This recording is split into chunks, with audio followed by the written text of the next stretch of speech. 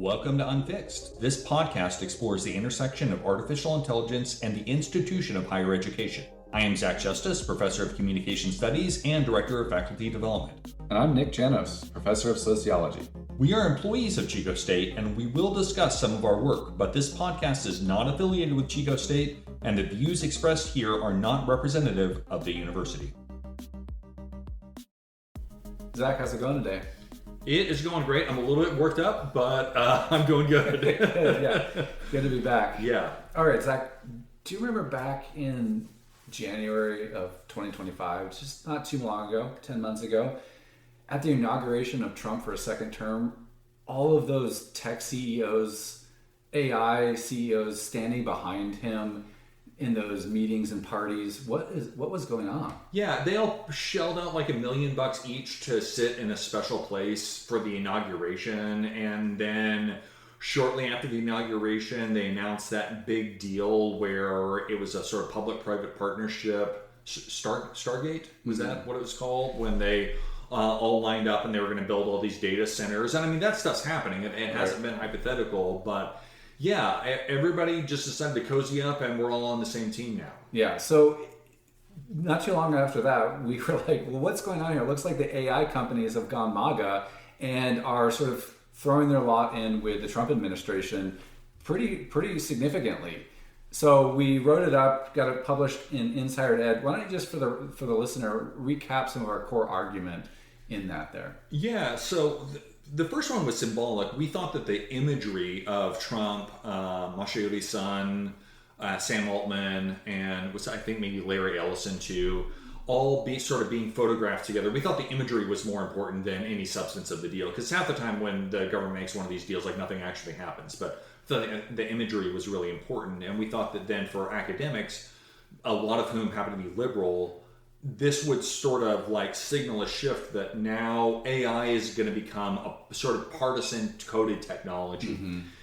And we anticipated that then there might be some implications for that in terms of whether or not people were interested in using the technology, supporting it, because if this just becomes part of the culture war, then we gotta all get in line and play our parts in the culture war. Yeah, just like everything else in our society. Yeah. You like squirrels? I'm sure there's a way that squirrels are part of the culture war.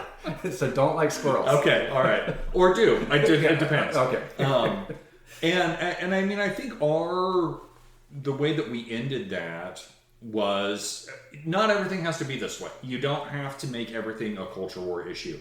And the cutesy thing that we thought about including, but ended up not, even though we should have, is the closing line from that War Games movie with Matthew Broderick. The only winning move is not to play.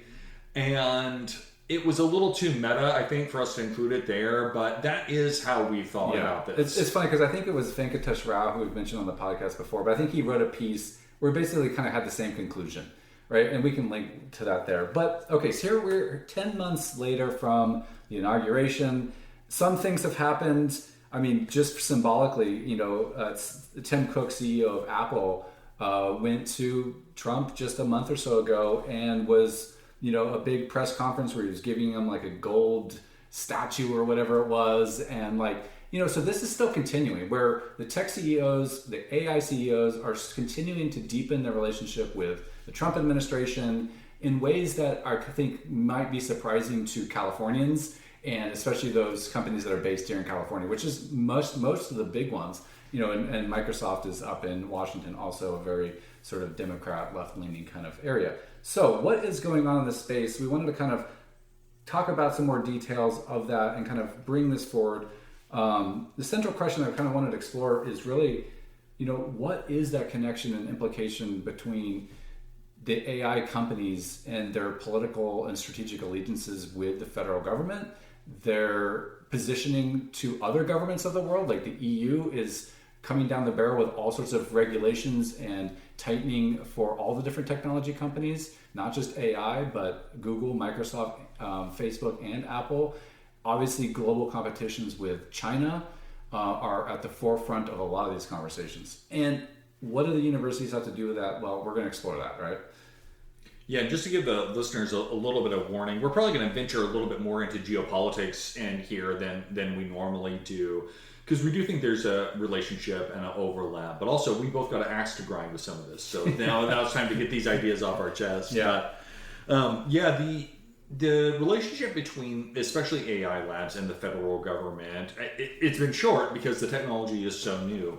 But there really wasn't a lot to go on during the Biden administration. I think I remember hearing that, they did issue some executive order, and I'm not making this up, apparently that was primarily inspired because Biden watched one of the new Mission Impossible movies where the antagonist is an artificial intelligence, and then that helps make it real for him, and so then there was an executive order.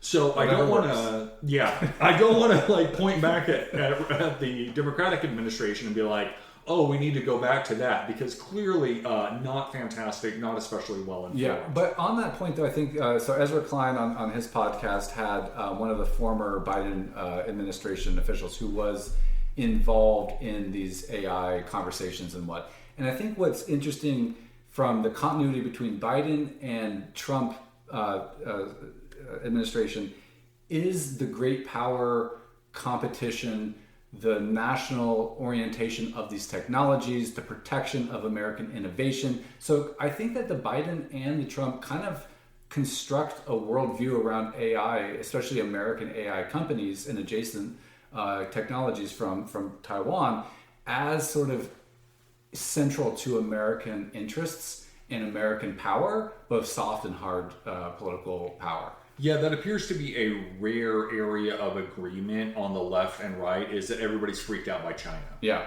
Right? And so then this is apparently the new sort of battleground for this. And maybe this is just me being super naive, but I remember in the early days of AI thinking to myself, oh, I wonder if the transcendental potential of this is something that will cause us to sort of see each other more as humans again and less as competitors. And clearly that was just incredibly naive and stupid.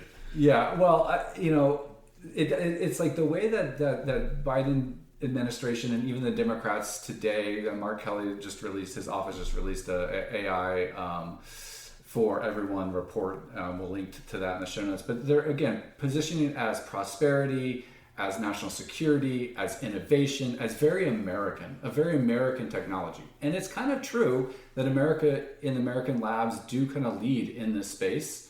But there's obviously China. So there is a way in which the rhetoric of both the liberals and conservatives is kind of positioning this as a fight and almost part of the new Cold War with China, where they're both racing to be the first to perhaps artificial general intelligence, to control these technologies for not only economic but political power.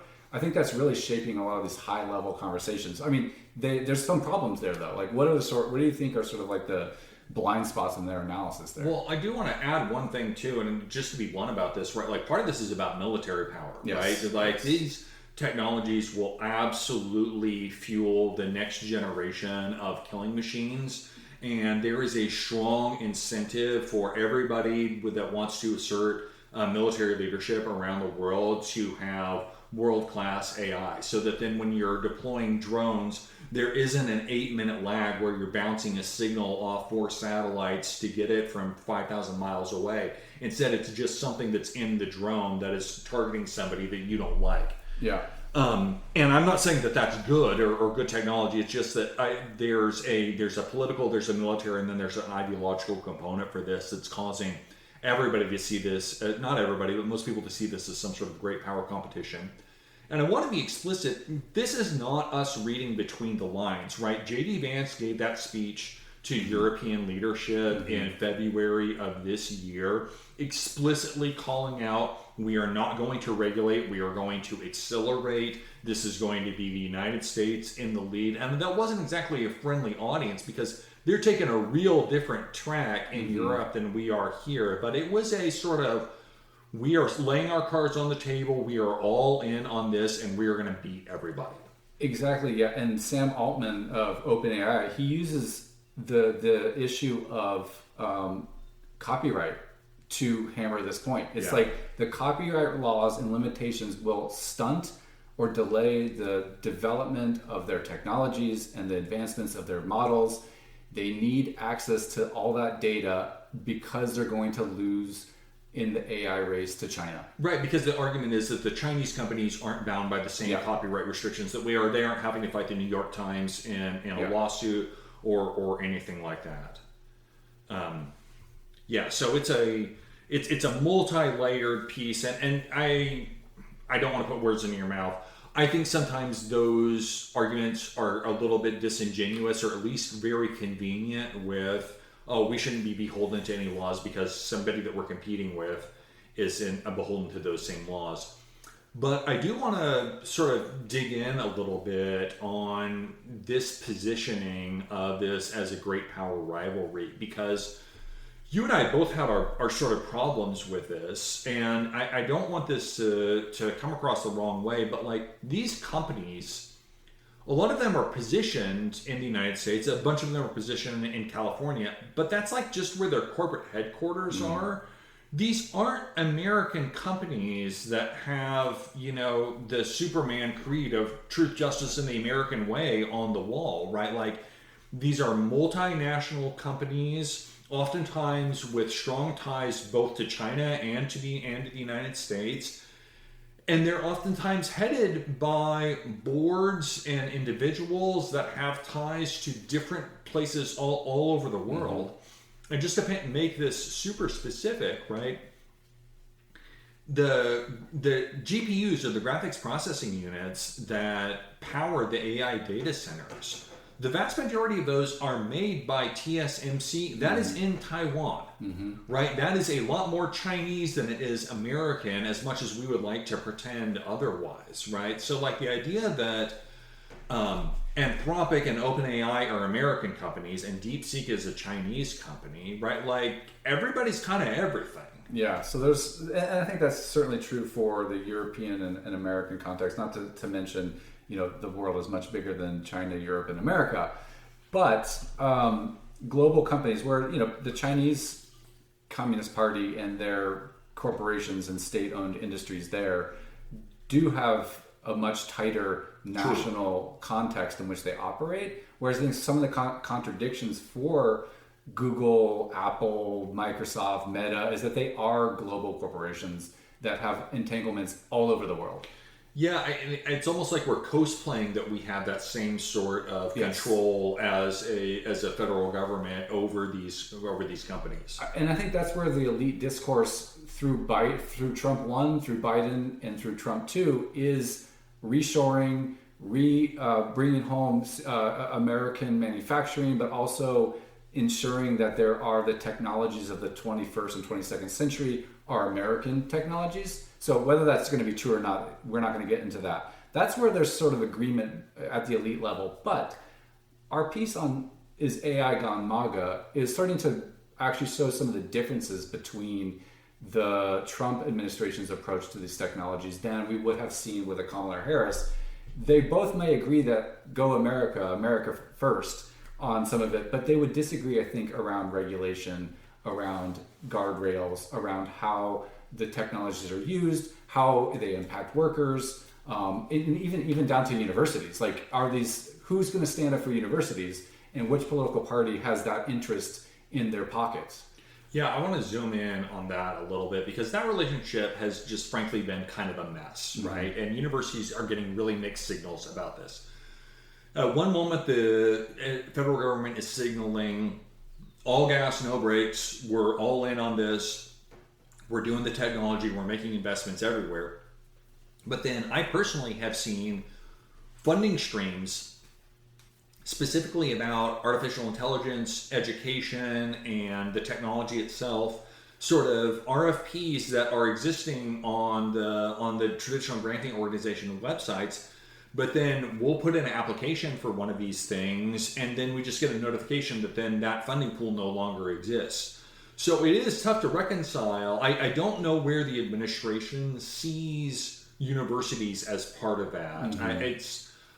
This is getting into a little bit of speculation, but I think they're seeing much more of a relationship between them and the labs then the universities as sort of like another place that sort of generates knowledge, expertise, and insight into how these technologies can be used. Mm-hmm. I did come across an interesting article from Mohar Chatterjee on Politico about actually the fractures that are beginning to appear even within the MAGA movement between the sort of populist wing, maybe represented with Steve Bannon and Marjorie Taylor Greene, kind of being skeptical, if not outright hostile to Trump and Trump administration embrace of the AI companies and AI in general. And I think it's sort of what the article what highlights is sort of the conservative mindset has an unease with this technology, fundamentally unease with this technology. Much like the sort of left-wing ideologies also have a fundamental distrust and unease, not only of the companies, but even the technology itself.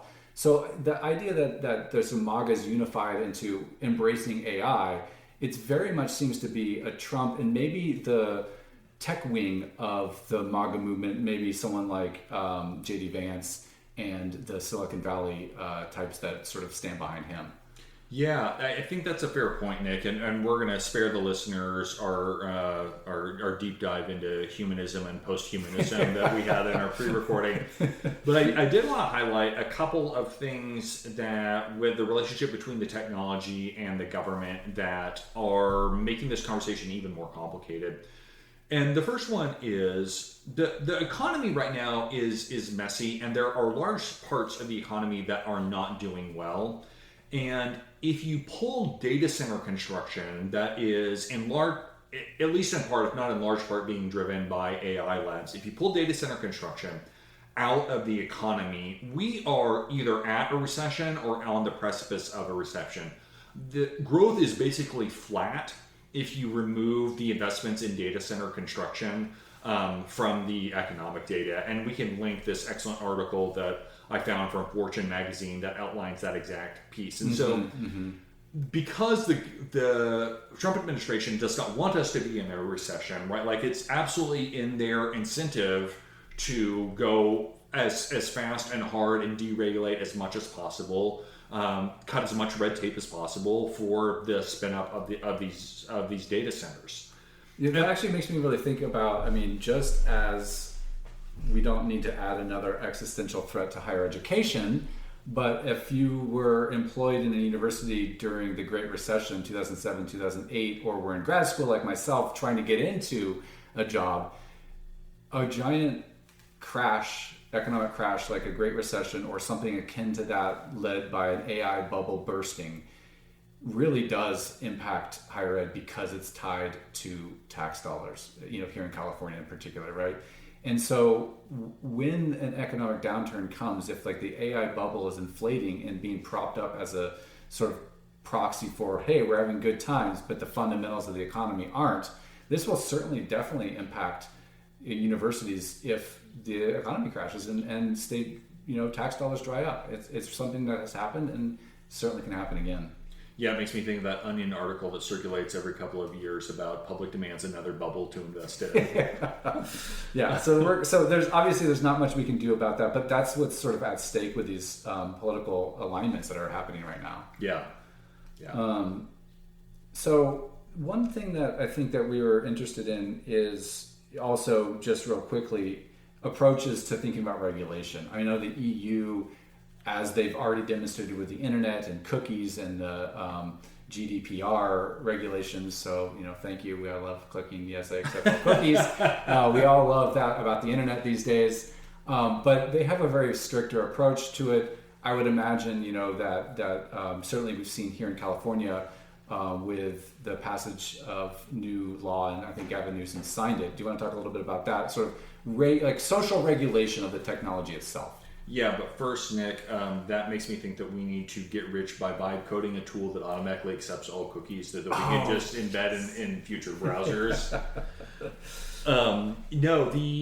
Because the federal government has basically abdicated, and you can have your own opinion about that. Like I'm not sure I have a real strong opinion about what role the federal government should be playing in regulation. But some of our listeners might. Obviously, yes. There's reasons why we might want to obviously talk about 100%. It, but pursue some of those things. Yeah, but because the federal government has basically decided not to, the states have stepped in, or other countries, like Nick was saying, the European Union has stepped in, and most recently California, which happens to be the corporate headquarters of, I think, the majority of leading AI labs, passed SB 53.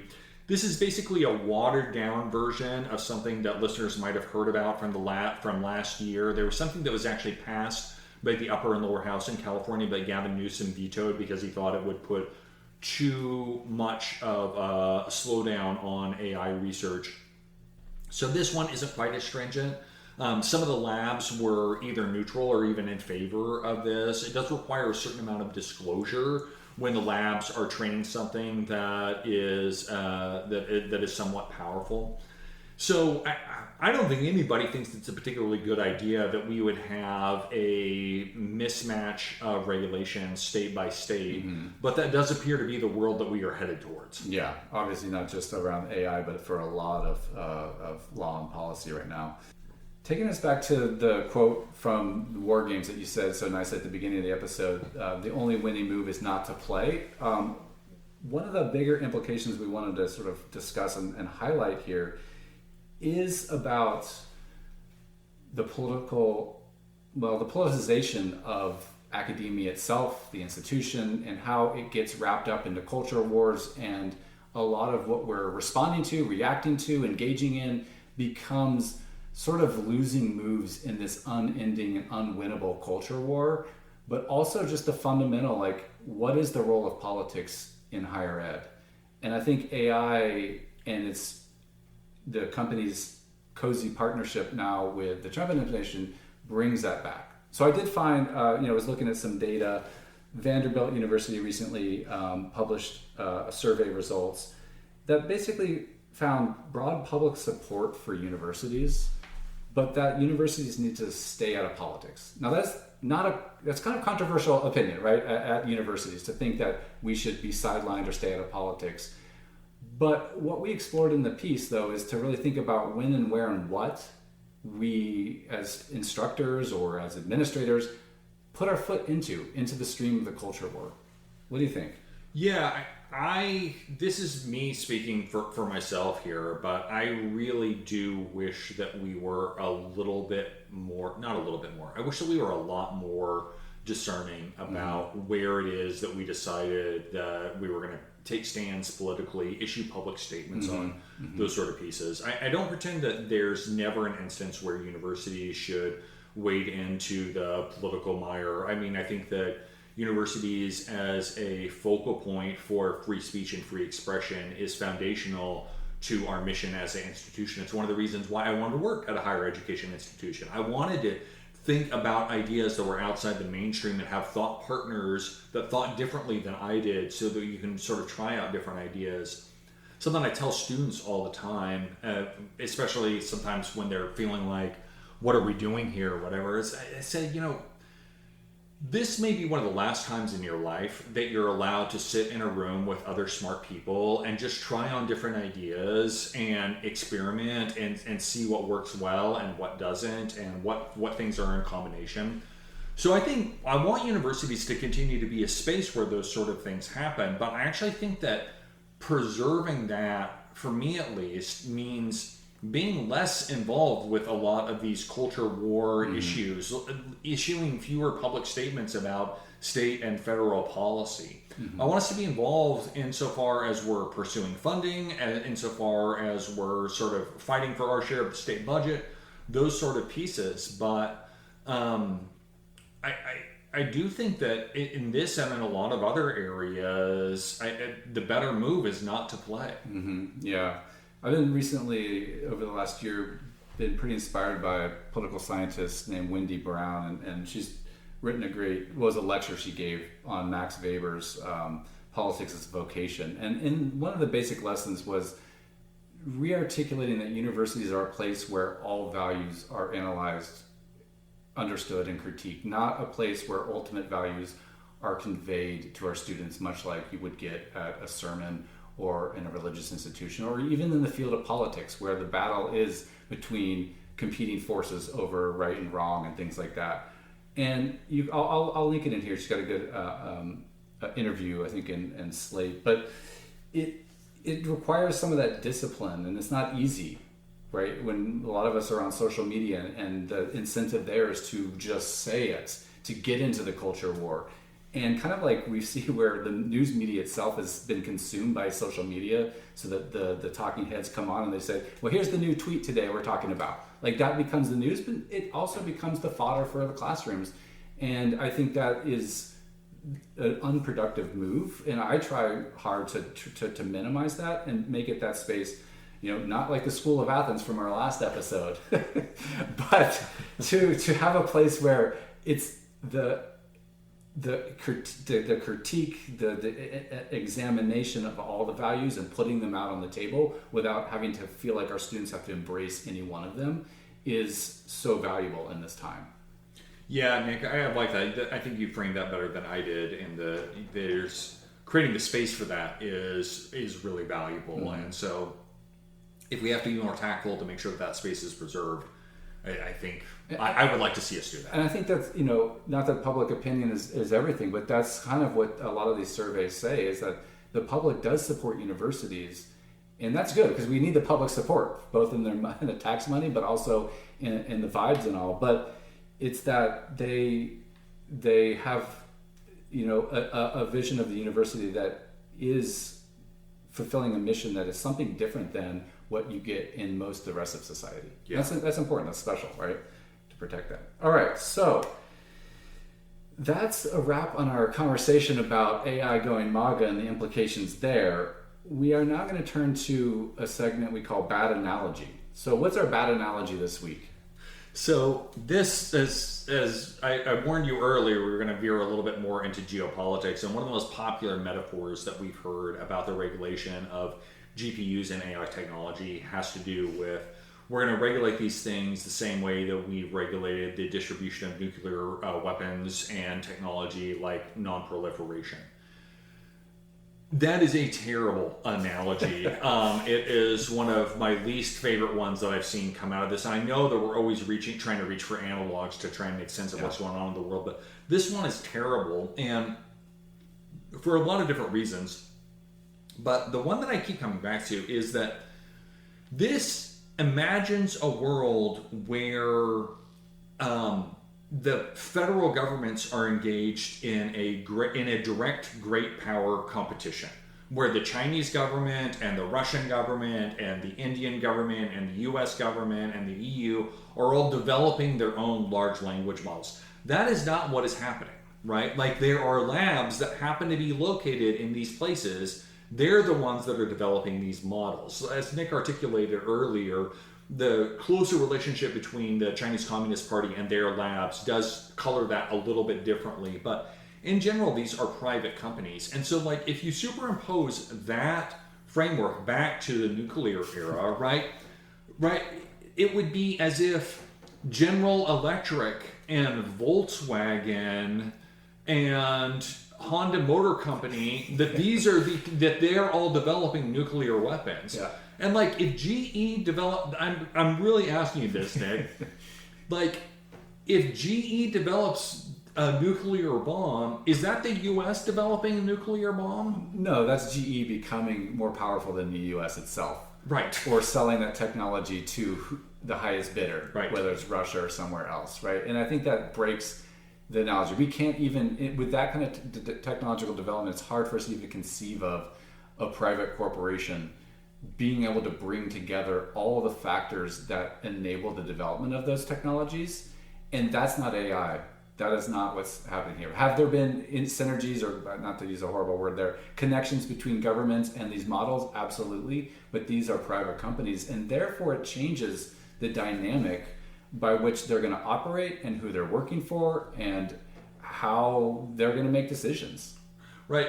I remember us going down a rabbit hole for a while that the closest analog we looked at in history were things like these mega corporations like the British East India Company, mm-hmm, where you've got a private entity that has its own standing mercenary army, yes, right? And like, if we're looking for analogies, that's closer than we're developing American AI, where I like, OpenAI is going to have their own like standing security force if they develop AGI, right? Like it's just. And that takes us into a 1 second bonus irresponsible speculation. Are these companies actually poised, especially if they were to harness AGI, to actually eclipse the power of nation states? Possibly. Yeah, I do think that like if the most optimistic projections about the power of AGI are true, and it sort of unlocks a different section of the tech tree, as we've talked about in our sort of civilization 2 and 3 analogies, then there is a world where then they become competitors rather than collaborators, right? And I don't really know what that looks like. I don't think anybody does, and it highlights one of the reasons why this is such, not just an unproductive analogy, but I actually think a little bit of a dangerous one. Definitely. And that is bad analogy and irresponsible speculation. Thank you for listening. If you're enjoying this podcast, please consider subscribing on your favorite podcast platform so you never miss an episode. You can find our writing on meltsintoair.org and connect with us on Blue Sky at meltsintoair.bsky.social and on LinkedIn, Zach Justice and Nick Janos. Find these links and more in the show notes. If you have feedback or want to share an idea, email us at unfixed@meltsintoair.org. Thank you to Jamie Gunderson for producing and editing the show.